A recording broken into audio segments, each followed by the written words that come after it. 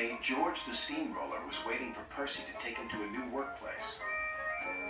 George was being rude to Runaways and Skarloey. You're just worn-out wheels on worn-out rails. You need rocks for your roads, replied Skarloey, and we're helping you. I need to flatten little engines in the scrapyards, retorted George. Then Percy arrived to take George away. He was still rebelling.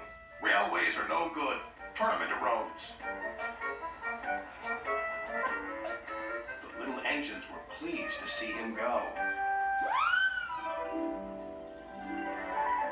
George grumbled all the way to the old branch line. He was going to turn it into a road. When they arrived, George was rude again. Bumpy ride on rotten rails. I'm glad it's over. So am I, said Percy. Ha! Huffed George. Percy was still fuming when he met Thomas. What's up, Percy? It's George. He makes me feel down. Just ignore him, puffed Thomas. George was now enjoying himself.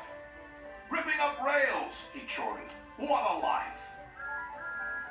What do you think of this, Thomas? Thomas took no notice. George felt insulted. You're a useless blue puffball. But Thomas didn't hear. I'll show him who's boss. At last, the workmen reached the level crossing. What shall we do here? Tear it up, tarmac it, said George. So they did, but not properly, and George knew it. Later, Thomas was traveling home on the same line. He was pulling freight cars filled with vegetables. The signalman had forgotten to warn his driver about the crossing. That's nice. We don't need to stop, said Thomas happily. Yes, we do, called his driver. But it was too late.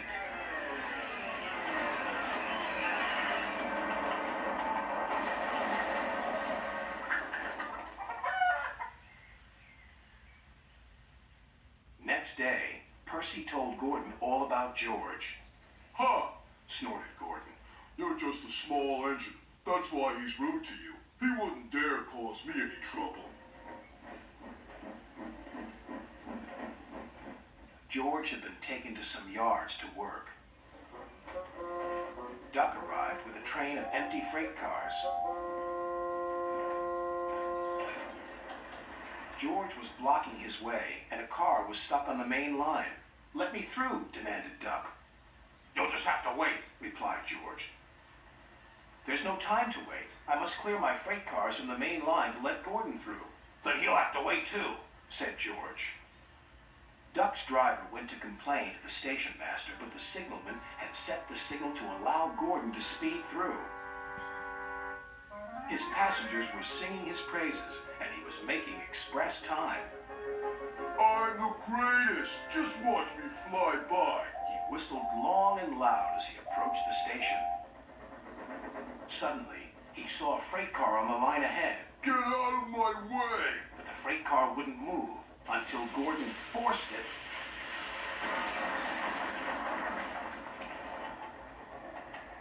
By accident.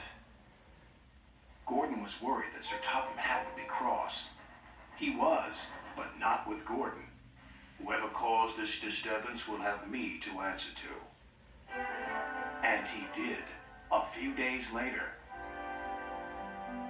Look who's here, said Thomas. George had been found out by Sir Topham Hatt and punished. He looked miserable. Now we'll get some peace at last, said Percy. I want to get rolling again, but I've got to wait a whole week till I do. And then you'll be just as rude as ever. Eh, George? I hope not. Don't you?